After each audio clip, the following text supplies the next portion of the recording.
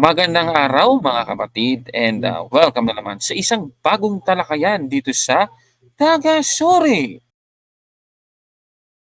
Magandang araw, magandang hapon at magandang gabi sa inyong lahat. Ako po si Kaburnok ng Patbusters PH at sa pagkakataong ito ay welcome sa isa na namang episode ng talakayan dito sa Taga-Suri. Ako po si Kaburnok at ako ang inyong Taga-Suri.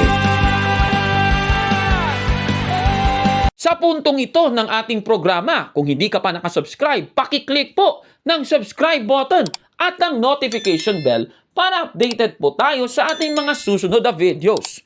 Kaya, let's go at simulan na natin!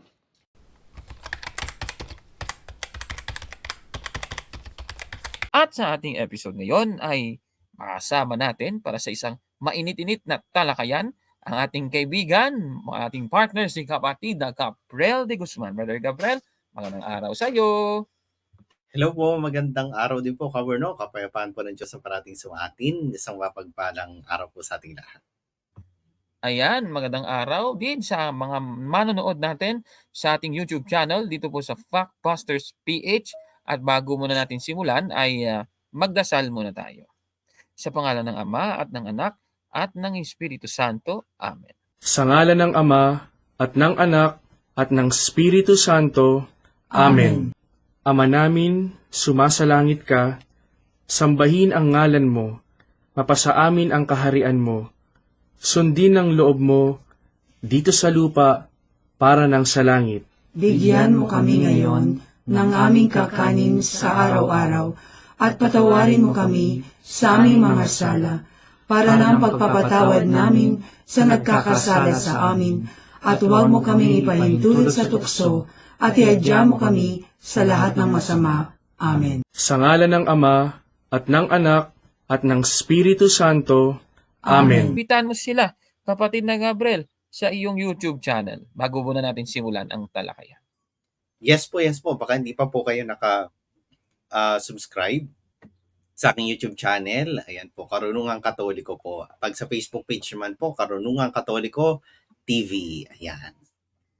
Ayan, maraming salamat, kapatid na Gabriel. At sa ating episode po ngayon, kapatid na Gabriel, ay meron po tayong panonooring video at bibigyan po natin ng reaction. At hindi po yan base sa ating kuro-kuro, kundi may mga batayan po tayo base po sa aral ng Iglesia Katolika patungkol po dito po sa ating tatalakayin. At tatalakayin po natin yung video ng Know Him More, isang born again na Facebook at YouTube channel at Facebook page. At kanya pong sinisiraan si Brother Kenneth Bustamante sa video na ito na presidente po ng CFD Pagadian. Kaya ito, Brother Gabriel, maganda itong tatalakayin natin. Tungkol po ito sa mga santo sa Iglesia Katolika. Ito po, panoorin po natin ang video na ito. At meron tayong narinig bakit yung mga Roman Catholic Church ay niniwala ng mga santo at bakit tayo humihingi ng panalangin para sa kanila. Di ba ang santo ay patay na? Ibig sabihin wala na silang magagawa sa mga buhay. Ayan, so yan ang mga tirada muna ni Brother Kenneth. So i-plinay po ng born again pastor. Pastor ito kapatid na Gabriel. Yung nasa right na lalaki. Pastor po siya ng born again, O, tuloy natin kapatid na Gabriel. Okay. Ang sagot natin ay ganito. Ang Roman Catholic Church ay naniniwala ng santo. Unang-una because meron tayong mga nadeklarang santo ng ating simbahan. For almost 2,000 years ago na ang simbahan, ibig sabihin, di na mabilang sa ating mga kamay ang napakaraming santo. Kaya, ibig sabihin, meron tayong idineklarang santo. Sa mga hindi Katoliko, marahil hindi sila naniniwala na merong santo sapagkat wala ring naideklarang santo sa kanilang simbahan. Kaya kung ikaw ay born again at hindi naniniwala ng santo, mag-isip-isip ka na. Sabi ng nasa video, hindi daw po naniniwala sa mga saints ang mga hindi Katoliko. Sandali akala ko yung sabi ni Brother Kenneth, born again, sa mga born again. Kanya, hindi lahat hindi Katoliko, ito talagang pastor, Ang daya mo naman, di ba? Sana kung mag-critic siya, base lang siya sinasabi nung isa. But anyway, sige hayaan na muna natin siya, Brother Gabriel. Okay, Sige, okay. pagbigyan na natin o tuloy natin. Ah, Kaya dapat mag-isip-isip daw tayo. Sino naman pong nagsabi na hindi kami naniniwala sa mga saints bilang mga Bible believers? Yan po ay malinaw at paulit-ulit na binabanggit sa Biblia. Yan binabanggit daw sa Biblia yung mga saints, Brother mm, Gabriel. mm. Ituloy natin. Ang kaibahan lang, iba ang pagtingin ng Roman Catholic Church patungkol dito sa kung ano ang tinuturo ng banal na kasulatan. Aba, iba daw yung sa banal na kasulatan, Brother Sige, Gabriel. sige, sige. Iba din daw sa sa Iglesia Katolika. Okay. Yun Okay. pala yun. Tuloy natin, kapatid na Gabriel. Una, sa Catholic Church, ang mga santo ay mga taong namatay at sinasabing nasa langit na. Okay. Pero ang mga santo sa Biblia ay mga buhay na tao dito sa lupa.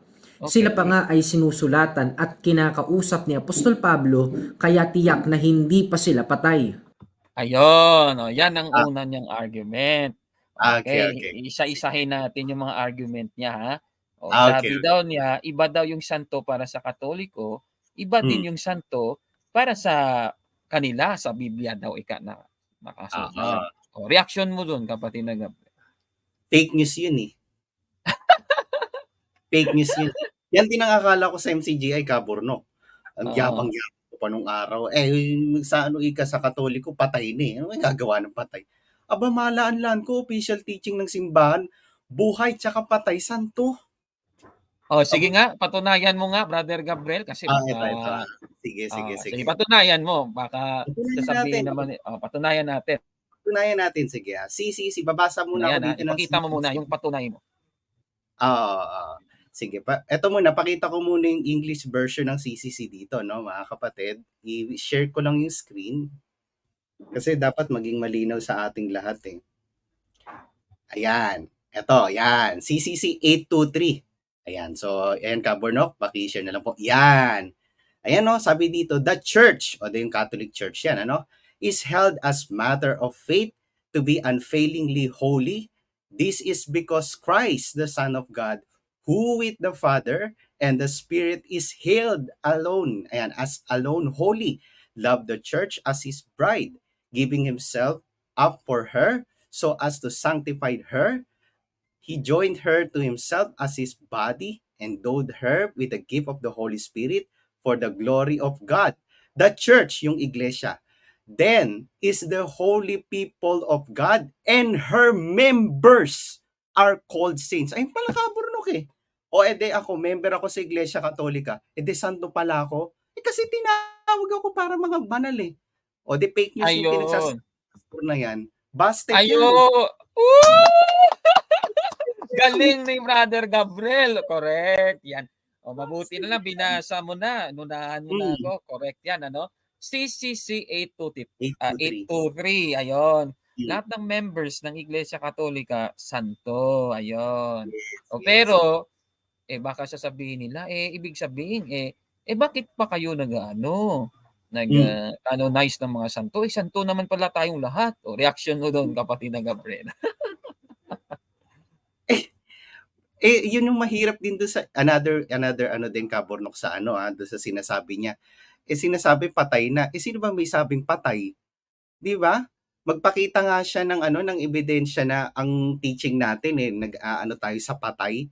Kasi alam ko, as long as member ng Iglesia Katolika, wala namang ang Panginoong, ang Diyos ba natin Diyos ng mga patay? No, Diyos ng buhay siya. So yung mga santo, patay man yun sa laman, pero buhay yun sa spirito, Kaburnok, dahil ang Diyos natin, Diyos ng mga buhay. Oo, correct yan, kapatid na Gabriel. Kaya ibig sabihin, kapatid na Gabriel, yung lahat ng miyembro ng Iglesia Katolika, kabilang po yung mga nasa langit na, siyempre yung mga santo yon, kapatid na Gabriel, sila po ay miyembro ng Iglesia Katolika. Akala kasi ng iba, yung Iglesia Katolika, kapatid na Gabriel, yung mga nasa lupa lang ng mga miyembro. Hindi po lahat po yon, pati yung santo na nasa langit, members po sila ng Iglesia Katolika.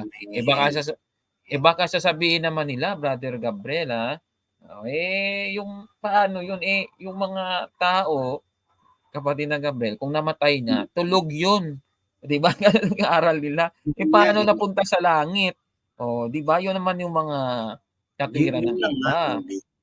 Ay, Kabernok, eto, ni-ready ko na pala yung yung Tagalog version ng binasa natin kanina. Sige nga, ipakita nga Bigay niyo. natin sa screen, kapatid na Gabriel. Bible Ito, believer, Bible believer. Ito, ayon sa Biblia pala to, Kabernok eh. Babasahin ko ha. Ang iglesia ay banal. Bakit banal ang iglesia? Ayon sa katekismo ng simbahan. Ipinahayag ng pananampalataya na hindi maaaring hindi maging banal ang iglesia.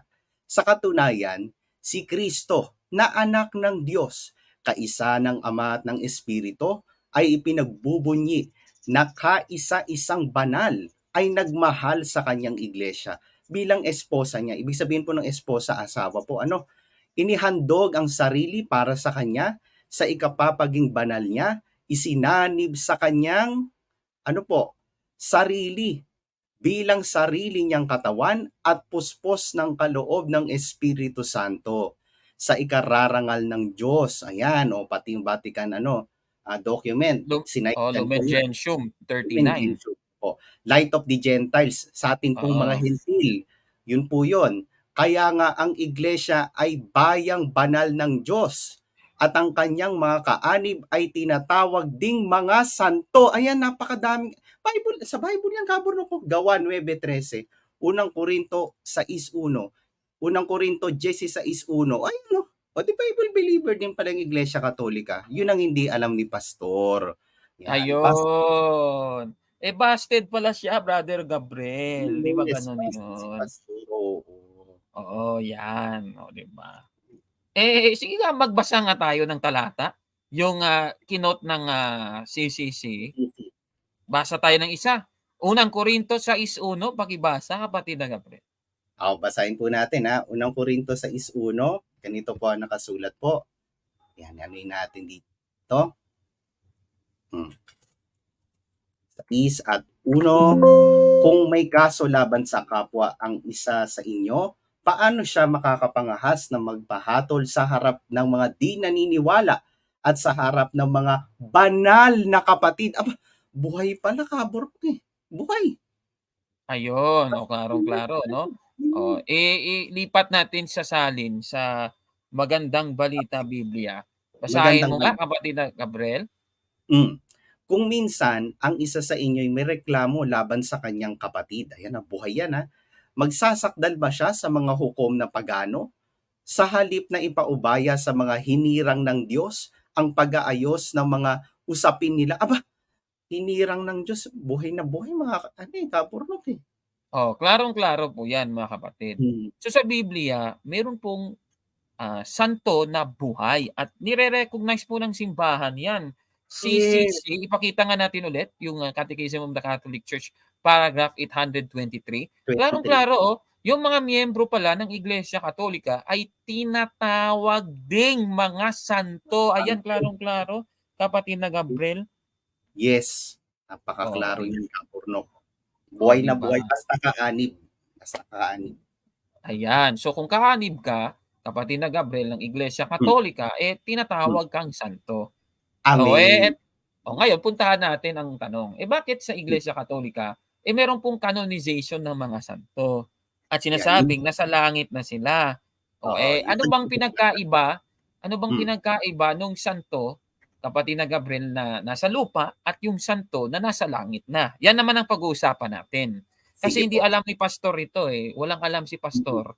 Kawawa ka naman, pastor, Hindi mo nga sinusuri ang aral ng Iglesia Katolika. Ignorante ka kasi. Ngayon eto, Brother Gabriel. Ipakita Sige. ko lang sa inyo, mga kapatid, yung kanyang, ipinakita sa video, Meron siyang Ikalawa, ayan, sa Catholic Church, ayan, ipakita lang natin sa screen, Meron po siyang nilagay na talata. Ayan, Ano ba yung mga talata na yon? Lakihan natin, kapatid na Gabriel, para sa mga manonood natin. At susuriing mabuti kasi yung programa natin, taga-suri talakayan, Ang nakalagay diyan, sabi daw niya, biblical saints, mga buhay na tao dito sa lupa. Sinulatan pa sila ni Apostol Pablo. Yung kinote, Roma 1:7, Unang Korinto 1:2, Efeso 1:1, Filipos 1:1, Colosas 1:2 at marami pa. O yan Brother Gabriel Ngayon Ah, kukuha ako dito ng isa. sige. Kukuha ako ng isang talata diyan. Kasi Sige. sabi niya, yung biblical saints daw mga buhay na tao dito sa lupa. Tignan Mm. natin, mula po sa kanyang kinote malalaman natin ano yung pinagkaiba nung santo na nasa lupa at yung santo na nasa langit. Tandaan natin, Brother Gabriel, yung santo na nasa lupa, miyembro ng Iglesia Katolika, CCC Hmm, 823, tinawag hmm, na santo. mm. Pati yung mga nasa langit din, buhay San sila sa espiritu, kapatid na Gabriel, tinawag silang hmm, santo din. Yan po yes. ang sinasabi ng aral ng Iglesia Katolika na walang Mm. alam si pastor. Yun lang, Ignorante ito. yun Ignorante, lang. kawawa ka naman. Ito, Mm. Brother Gabriel, sasagutin na natin ang tanong. Ano ba yung pinagkaiba nung santo na nasa langit na, kaya kailangan pa nating mag-canonization at yung Mm. santo na nasa lupa? Ito ang Hmm, sagot. Basahin muna natin yung isa sa kinote niyang talata, Brother Gabriel. sige po. Colosas 1:2 yung ayan nakikita niyo Meron ba diyang Colosas 1:2? Tignan mo nga sa ating screen. Meron bang Colosas 1:2 diyan na Meron po. kinote si pastor? Ayan Colosas 1:2. Ngayon ang Hmm. babasahin mo, umpisahan mo muna sa 1. Basahin Uno, natin ang Colosas 1:1, ilipat natin sa 2. Pakibasa, kapatid na Gabriel. opo. Mula kay Pablo, apostol ni Kristo Jesus ayon sa kalooban ng Diyos, at mula rin sa kapatid nating si Timoteo. Yan. 2. Sa mga taga-Kolosas na hinirang ng Diyos at mga tapat na kapatid kay Kristo, sumainyo nawa ang pagpapala at kapayapaan mula sa Diyos na ating Ama. Ayan dito, kapatid na Gabriel, binabanggit na yung mga taga-Kolosas na bahagi ng iglesia na itinayo ng ating Panginoong Jesucristo, sila ay hinirang ng Diyos sa magandang Ay, balita Biblia. Kung sa ang dating Biblia, ilipat natin yung nakalagay sa mga banal. Ayan mm, sa mga banal. Ayan. mm, Ngayon, basahin nga natin 'yan sa King James Version para swak doon sa sinasabi ni pastor. Basahin mo nga, opo, kapatid na Gabriel. opo. To the saints and faithful brethren in Christ, which are at Colossae. Yan. Grace be unto you and peace from God our Father and the Lord Jesus Christ. Ayun, so klarong-klaro dito po mga kapatid, mga santo. Ayan to the saints. Ayan, so yung mga taga-Kolosas na sinasabihan dito sa 1:2 ng Kolosas ay tinawag na mga santo. Ngayon, Mm-mm, eto, ano bang pinagkaiba nung santo na ito na buhay? Buhay ito. Doon sa mm-mm, santo nating mga Katoliko ngayon na sinasabi natin na yung mga nasa langit na canonize sila. Kaya yung term canonized oh, saints. Oo, yun ang term doon. Oo. mm, Ngayon, ito Brother Gabriel, ano ba pinagkaiba nun? okay. Ibababa natin. Ito hermeneutics ito, maganda to. Sa Sige. versikulo 12. Basahin natin, kapatid na Gabriel, ang versikulo 12. Opo. Given thanks unto the Father, which hath made us meet the partakers and meet to be partakers of the inheritance of the saints in light. Ayun, merong binabanggit na saints in light. Basahin mo nga yung isang salin, New International Version, pakibasa, kapatid na Gabriel. Opo, ayan.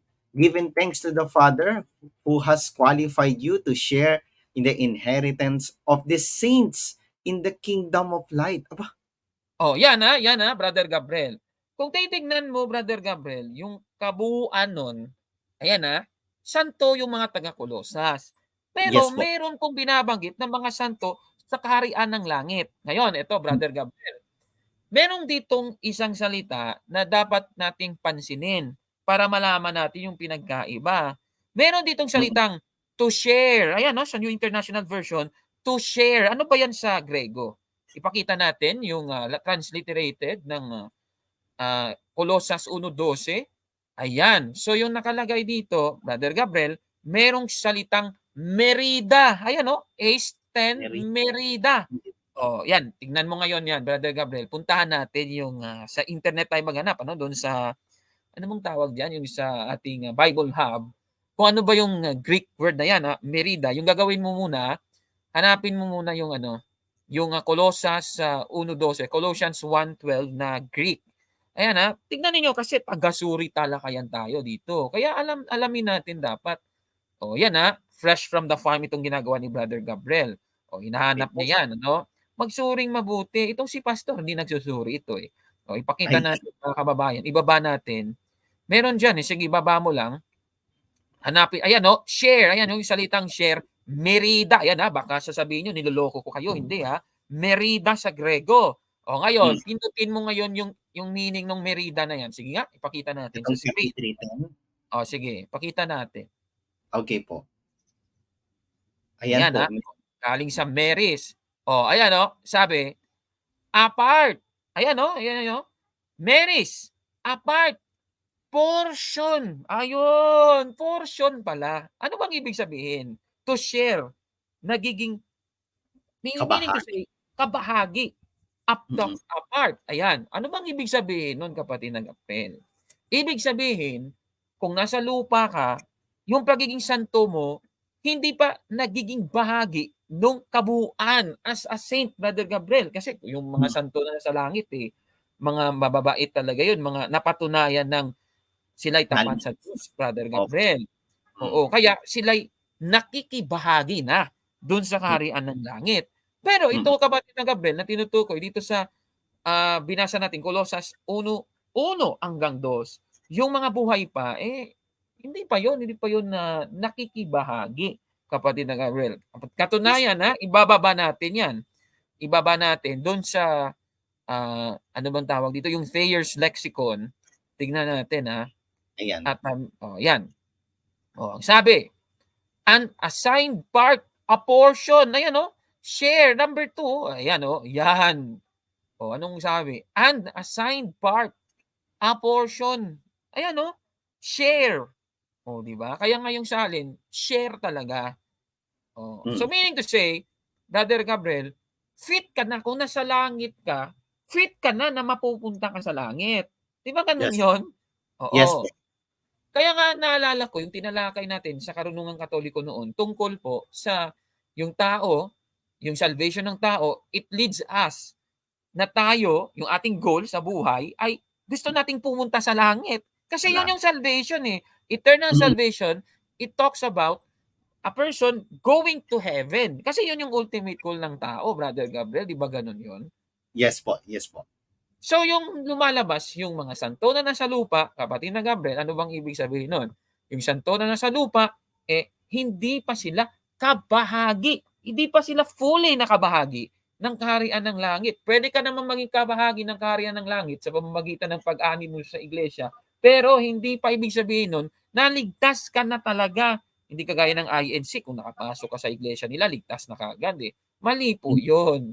Ganun pong ibig sabihin nun, kapatid na Gabriel. Di ba? So yan po yung biblical hermeneutics nung mga nabasa natin, 1:1 hanggang 2 at Colossus 1:12. Di ba? Ang ganda nun. Ganun po yun. At katunayan, bababasa natin yan sa ating aral din. Basahin natin sa katisismo natin sa paragraph 1475, pakibasa, kapatid na Gabriel. Opo, ito naman po sa may 1475 po. Ayan. Ayan, pakita natin sa screen, kapatid na Gabriel. Ayan, lakihan ko pa para kasi medyo dito Yan. 1475, in the communion of saints, a perennial link of charity exists between the faithful who have already reached their heavenly home, those who are expiating their sins in purgatory, and those who are still pilgrims on earth. Yan Brother Gabriel Brother Gabriel sandali. Itaas muna natin ng konti. Sabi, may pilgrims sa mundo, may mga nandoon pa sa purgatorio, at meron ng nasa langit na, tatlo yun. Ano bang pinagkaiba ng tatlong yun? Di ba yan ang tinatawag natin ng mga grupo nung state ng tao? Di ba ganun yun, Brother Gabriel, sa ating pananampalataya? Yung militant church, yung church na nasa sanlibutan, church tayo, sa at yung church na nasa langit na. Yung tatlong na yon, iisang katawan yun kay Kristo, kapatid na Gabriel. Di ba? Yun ang aral natin. Oh, Opo. yan po mga kababayan. Meron daw perennial link of charity. Ayan oh, napakaliwanag oh. Ano ba 'yon? Tuloy natin. Between Opo. them, Between them, there is too an abundant exchange of all good things. In this wonderful exchange, the holiness of one profits others, well beyond the harm that the sin of one could cause others. Thus recourse to the communion of saints lets the contrite sinner be more promptly and efficaciously purified of the punishment for sin. And ayan, klarong-klaro kapatid na Gabriel. Ibig sabihin yung militant church, yung church na nasa langit na, at yung church na nandito sa lupa, interconnected sila sa pamamagitan po ng grasya ng Diyos. Ayan, klarong-klaro po sa ating binasa, kapatid na Gabriel, na halimbawa ako, meron akong gustong hingin sa Panginoong Diyos, pero hindi naman ako worthy. Brother Gabriel, hindi naman ako worthy. Tandaan po natin mga kapatid, ang mga santo ay instrumento ng Diyos para doon natin idulog ang ating mga dasal, kapatid na Gabriel, yes, di ba? yes, Ganun 'yon. Pero bago mo natin sabihin yung iba pang detalye, ipagpapatuloy natin dahil 'yun naman talagang i-discuss nung pastor, ano? Eto, Si. panoorin natin at ipagpatuloy ang video niya, mga kababayan. At kinakausap ni Apostol Pablo kaya tiyak na hindi pa sila patay. Ikalawa, sa Catholic Church, tsaka lang magiging santo ang isang tao kapag siya ay namatay at idineklara o canonize ng kanilang simbahan at ng Santo Papa sa Roma. Totoo ba ito, kapatid na Gabriel? Tsaka lang daw magiging santo kapag canonized na? Mali yan. News. Panloloko sa kapwa. Yan ba yung Catholic saints? Pambira itong walang alam ito, no? Walang Yun nga. alam. Balikan mo nga yung 823, kapatid na Gabriel. I-flash natin ulit sa screen. Ito talagang lalaki ito, panloloko sa kapwa eh. Eto basahin natin. Ano ba yung babasahin natin? Tagalog o Ingles? Eto na, Tagalog na to. Nandiyan na. Tagalog na. Sige, para masampal na to sa mukha niya. Eto, basahin natin, kapatid na Gabriel. Ang sabi, yung sa kaya nga, doon na lang sa last sentence. Para maano siya, matauhan siya. Basahin mo nga, kapatid na Gabriel. Eto. Kaya nga, ang iglesia ay bayang banal ng Diyos. Ayan. At kanyang mga kaanib ay tinatawag ding mga santo. Ayun! Boom! Ayan. Bagsak kaday. Ayan, yan ang sabi nila. Bagsak kaday Kasi itong sinasabi ng pastor, mali. Yung number 2 na, busted kagad itong sabi niya. Itong sabi niya na, ayan yung mga salita niya. Busted yan, mga kababayan. Catholic saints ba yung tinutukoy na magiging santo lang daw kung nakanonize ng simbahan? Mali. Mali yan. Walang ganun. Fake news. Yes, Fake news. Fake news yan, Kaburnok. Kasi hindi kasi nag-focus doon sa sinabi ni brother tawag doon yung kapatid na sabi niya declared. Kasi yun yung mga declared na santo. Di ibig sabihin doon lang pag na-declared doon lang magiging santo. Paano yung mga undeclared? Kaya nilinaw yan ng simbahan natin, Kaburnok, kalinaw-linaw. Basta kaanib sa Iglesia Katolika, santo yun. Tsaka dito, Kaburnok, yung yung sinite din natin. Ito, 3 yun, 'di ba? Ayan, sabi dito, between the faithful who have already reached in heavenly home. Yun na yung mga declared, 'di ba? Yung yung mga iba sa mga nabanggit ng simbahan kasi merong santo na talaga nakapunta doon, undeclared. Pero santo yun. Next, yung nandito sa may purgatory, santo pa rin naman yun kasi ang byproduct ng purgatory sa heaven na yun So, santo na talaga siya. And then, syempre, yung nasa kingdoms of earth, tayo na nandito sa earth, nandito sa lupa, pakaani, buhay na buhay. Santo din naman tayo kasi tinawag tayo para magpakasanto. Ayun lang po, Kaburnok. Busted si diba? Pastor. Ay, kawawa naman si Pastor. Kawawa talaga siya, no?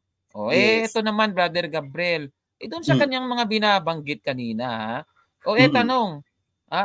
Bakit kailangan ba ng canonization? Ito yung misinterpreted thing ng Yes. ibang mga Katoliko din. Yung ibang Katoliko sasabihin Mm. para maging santo kailangan silang i-canonize ng simbahan. Mali po 'yun. Oo, 'yan. O ngayon, itong pahayag niya, tsaka lang daw magiging santo kapag canonized ng simbahan. Mali Mm. po 'yun, pastor, sorry, O, 'yan Yes. po ay labag sa Biblia, nagsisinungaling ka. O ano bang Mm. katotohanan? Ang katotohanan, bakit merong canonization? Kasi gusto nating malaman kung nakapasok na sa langit yung isang kaluluwa, Brother Gabriel, isang tao na namatay, yung Yes. kaluluwa niya kung nasa langit na, kapatid na Gabriel, o hindi. Yun lang naman yun. Mm. Kasi kung nasa langit na, automatic santo talaga yun, na beatified. Ibig sabihin, na fully, ano na niya, naging, is in full communion in the kingdom of God. 'Di ba kanina yung binasa natin, Mm. Colosas 1:12, sa Grego Mm. natin kinuha, o do'n Mm. natin hinugot yung lahat, o yun po yun, mga kapatid. Ngayon, parang ganito ano, o halimbawa, ikaw yung may-ari ng bahay, Brother Gabriel, Yes po. oo. O pero umalis ka, meron kang nagbakasyon ka. Pero Mm. meron kang kasambahay na iniwan mo. Iniwan mo diyan sa halimbawa, iniwan mo sa loob. Mm. Tapos lumabas yung kasambahay mo, lumabas Mm. siya. Mm. Ako pumunta ako sa bahay niyo pero nagtanong ako, "Andiyan ba si Gabriel?" Ayan, sasabihin mo, "Andiyan ba si Gabriel?" Itatanong ko itatanong ko sa kasambahay mo. Kaso, umalis ka, eh.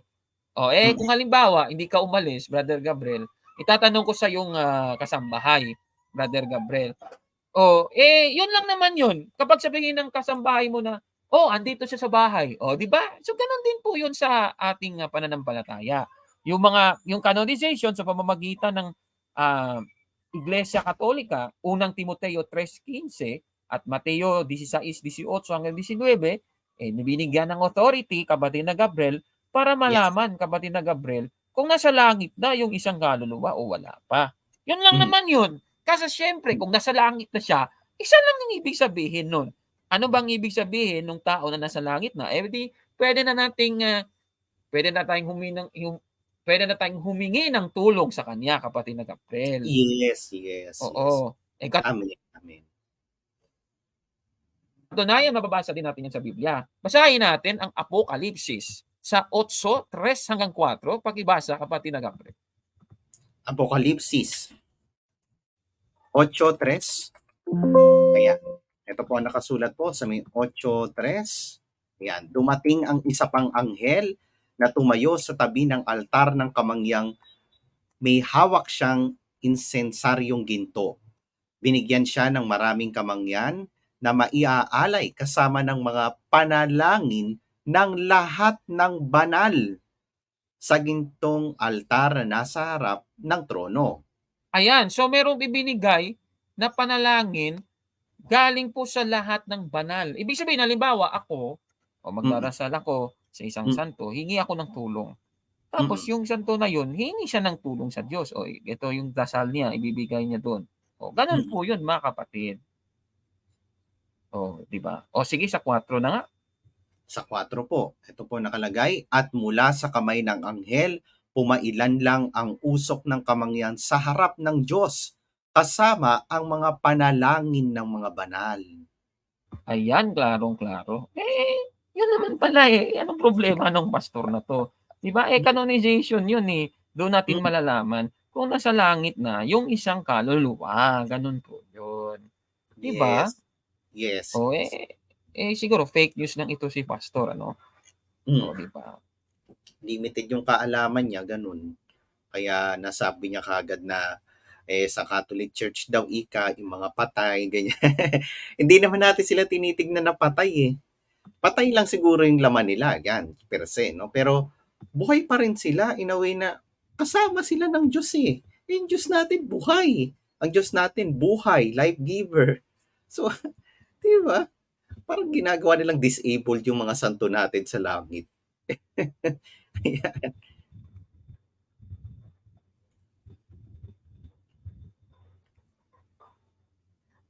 Katunayan, kapatid na Gabriel, basahin natin yung 12:7 ng Ecclesiastes, i-flash natin sa screen.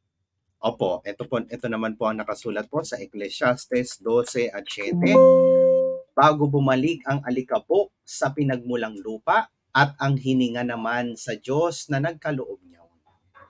Ayan, yung hininga na tinutukoy diyan, ilipat nga natin sa ibang salin, kapatid na Gabriel. Espiritu po. Ayan, sa dating Biblia. Ang Espiritu Ayan. babalik sa Diyos na nagbigay sa kanya. Ayan. So yung espiritu ng tao, bumalik sa Diyos yun, kapatid na Gabriel. Tanong, sa Diyos ba direkta? Depende po. Baka yung ending yung iba, hindi sa Diyos direkta po mapupunta. Di ba ganun yun? Oo. Kagaya ng mga bulok na pastor na ito na sinungaling.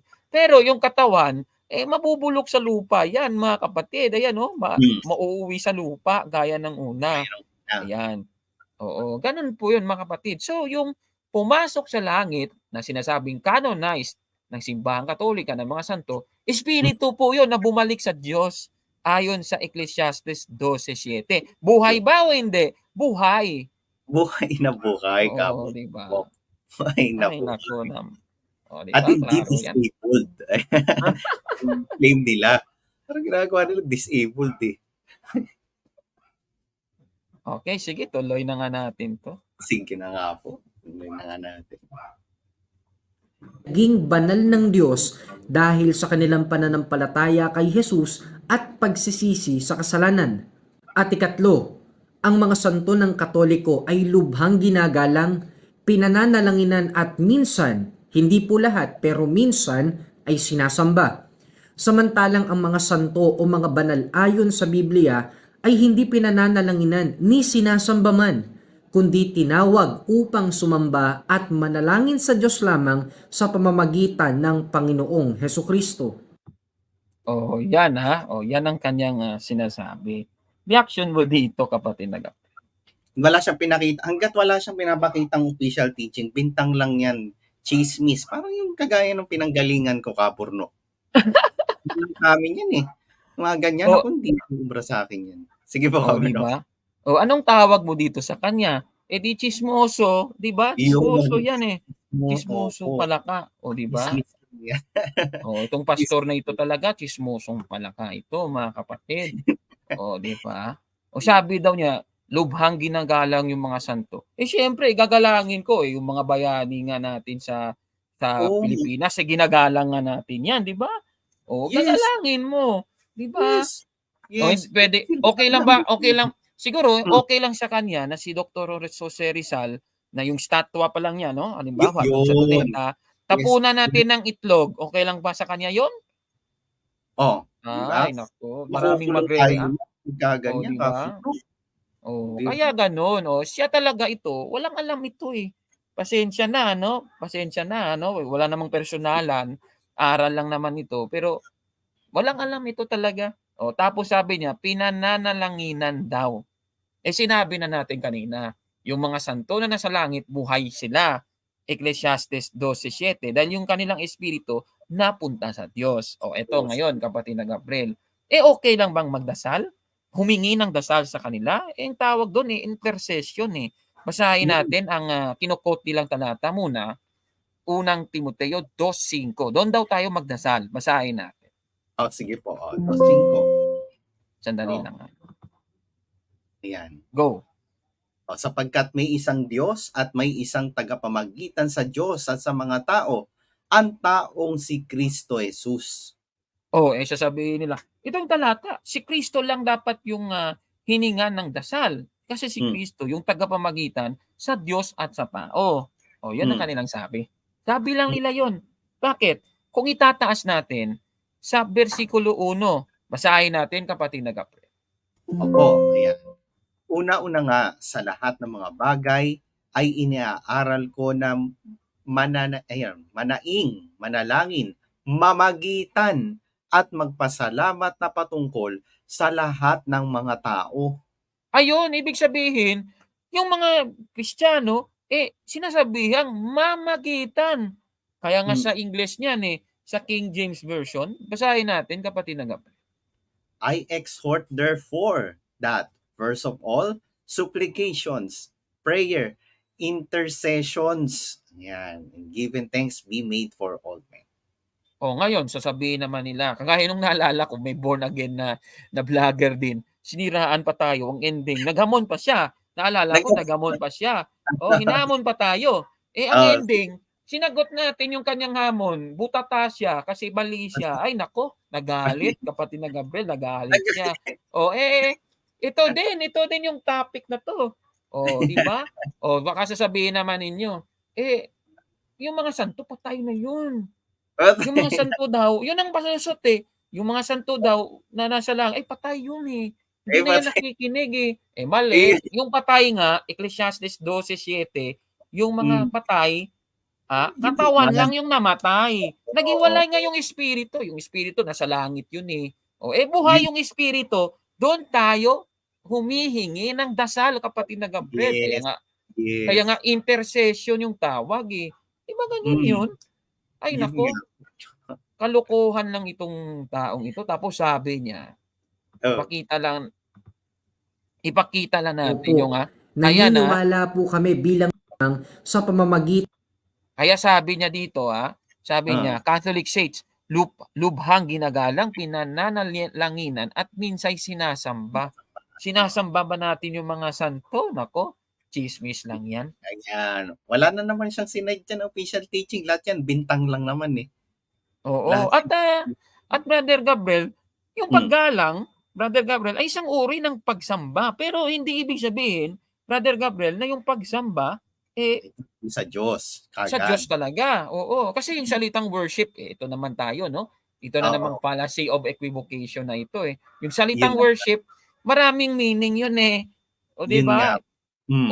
Yung Old English na salitang worship, sa respect, pwede din naman di ba? Worship, respect, pwede rin yun. Pero kung sa mga santo i-apply, hindi yun na kagaya nung ginagawang worship sa Panginoong Diyos. Magkaiba po yun. Yes. Magkaiba po yun, di ba? So, naku, mali ito, Pastor. Mali ka talaga. Pasensya na, no? Kung gusto mo naman na tindigan yung stand mo at gusto mong maghamon kay Kaburnok, pwede tayong magdebate kung gusto mo. Open naman ang linya natin. Yan tindigan mo yung mga sinasabi mo, siguraduhin mo. Baka mamaya niyan butata ka na naman, ano? Nako, at ipagpatuloy na natin yung kanyang sinasabi. Sige po. ng Panginoong Hesukristo. Kaya opo, naniniwala po kami bilang Bible believers sa mga santo, pero hindi lamang po kagaya ng pagtingin ng mga Katoliko. At yung kanilang pagtingin sa mga santo, hindi po biblical actually. Hindi biblical. Bakit? Halimbawa, itong taong ito, tinatawag niya rin yung sarili niya na santo. Kung mamatay siya, anong tawag sa kanya? Yun lang. Naku Yun po. ang tanong. Yan ang masaklap. Hindi pala siya santo. Bakit? Yung santo niya buhay Buhay lang yung santo. Yung patay, hindi na pala santo. Yan ang lumalabas paano ngayon yan, kapatid na Gabriel? Nako, delikado po. Bakit? Yung mga santo na kabahagi ng iglesia, nagbibigay ng dasal sa Diyos. Apokalipsis 8:3-4 nating binasa. Kaya nako, mga kababayan, talagang ewan ko na lang, kapatid na Gabriel. Ikaw muna, bago muna natin bigyan ng conclusion. Ano masasabi mo sa napanood nating video, kapatid na Gabriel?